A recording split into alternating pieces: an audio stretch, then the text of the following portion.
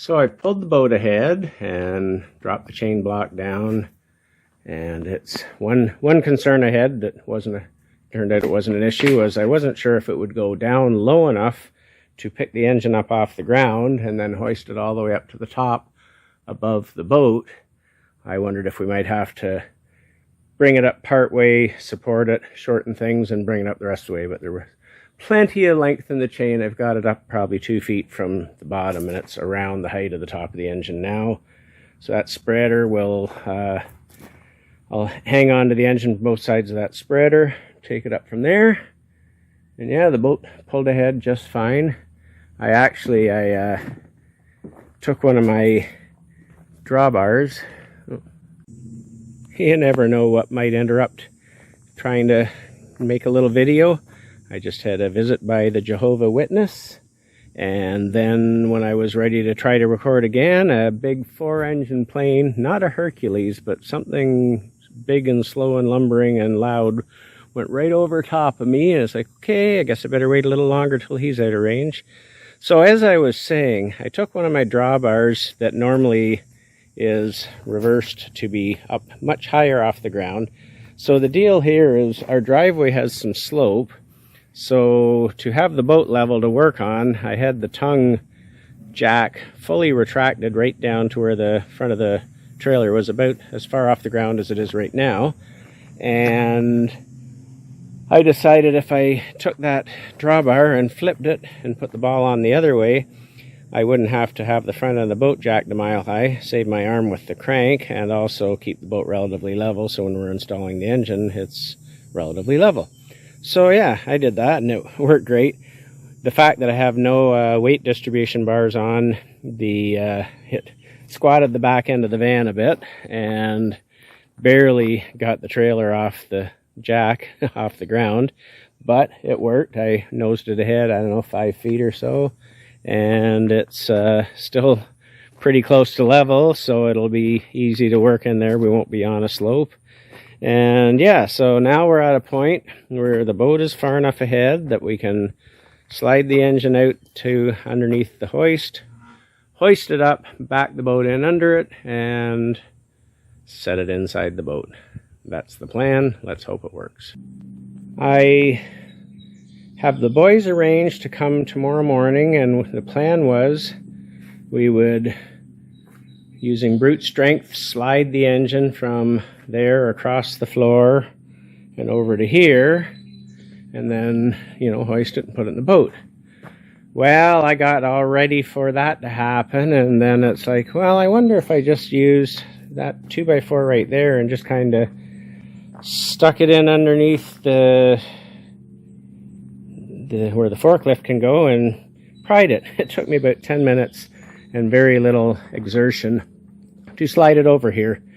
And I had Lisa come out and help me a bit just because these pieces of plywood were slipping around. I had to reposition and stuff. But other than that, it was no real exertion and not very long. And, you know, the old saying, work smarter, not harder.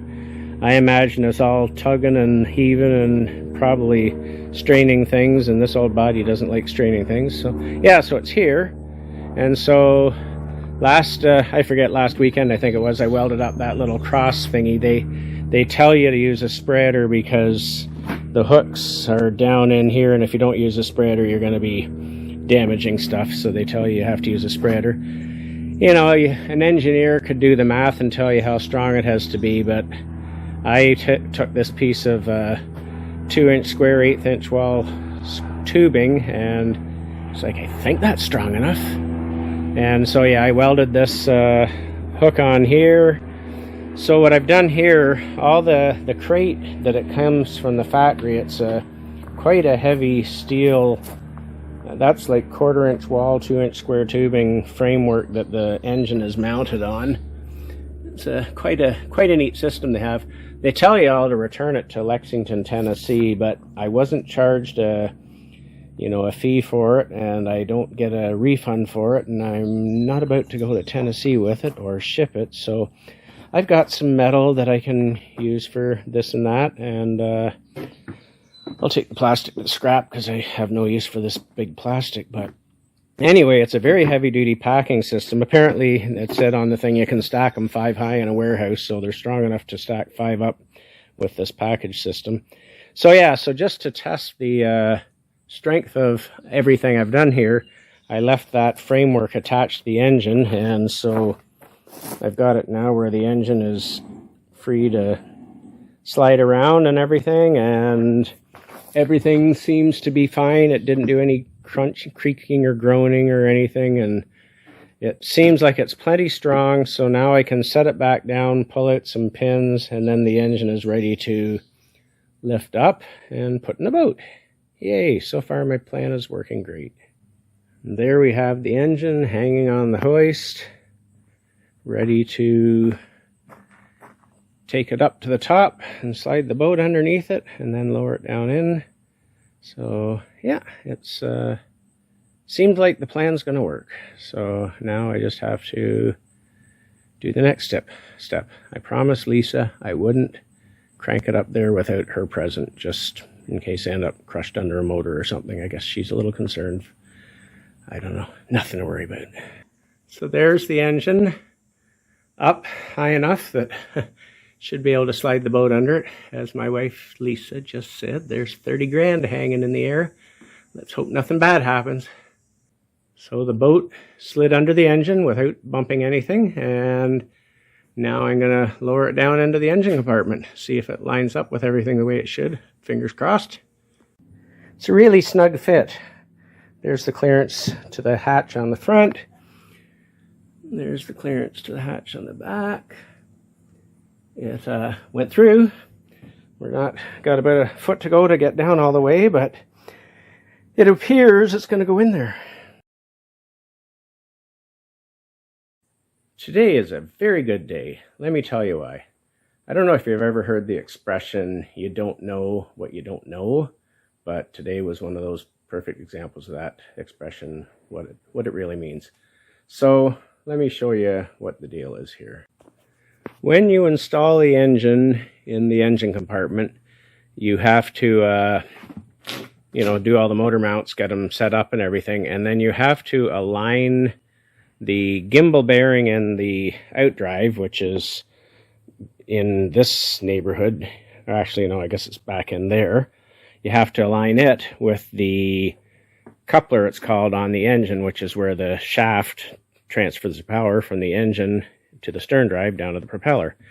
And you have to get it all in perfect alignment.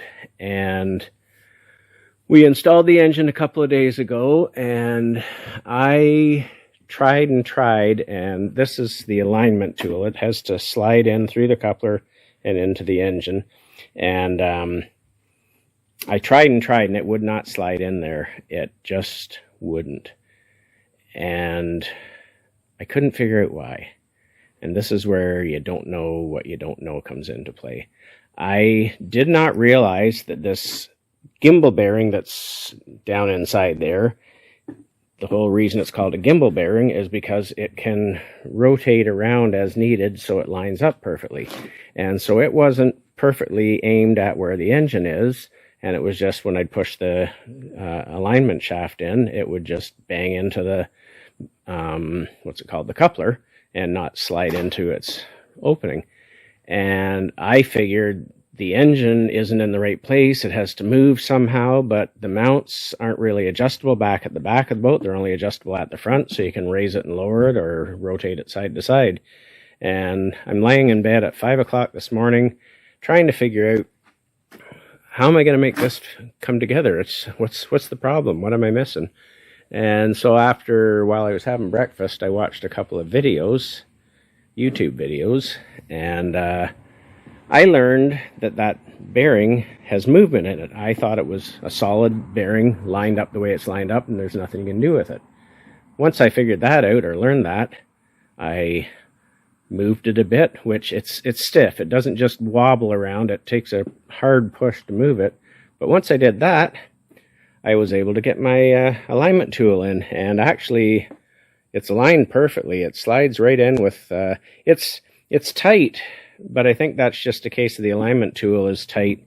It slides in all the way and out and it's just snug. But I had it earlier in the day here. I had grease all over the end of the tool here, and it was a very even pattern, I guess you'd call it. It wasn't anything funny going on. And yeah, so I think I have the engine aligned perfectly, and I'm done with that. There is our pretty engine in the engine compartment. It's all bolted down secure. The motor mounts, I don't know if you can see those aluminum, they're heavy angle iron bolted to the stringer with 5/8 stainless bolts, and they're all done. I've hooked up the power steering hoses. There's some wiring that's been hooked up, and the fresh water intake all hooked up. No wiring harness or controls yet to the engine. That's all to come, but the engine is installed. It all fit. There's clearance everywhere there needs to be clearance, and I'm thrilled. It's so pretty. When I was talking about how I had the gimbal and the engine all lined up nice and pretty, but it didn't look that pretty because I had to put a lot of pull on the alignment tool. I knew by my grease pattern that it was lined up, but what I hadn't done was perfectly lined up the gimbal bearing with its pivot. I had it aimed close, but it was still kind of working hard on the one edge, so I just fine-tuned it to get it lined up perfectly. So now with like 2 fingers I can slide that shaft in and out. I knew the engine was lined up right, and it is. It's like perfect. That slides in there with no effort at all. It just right in. So I just wanted to, for anyone that might have thought, that's not lined up right, that's way too much effort. It is lined up, and now I know that. I knew it, but now I know it because I've made it so this tool just slides in and out with no effort at all.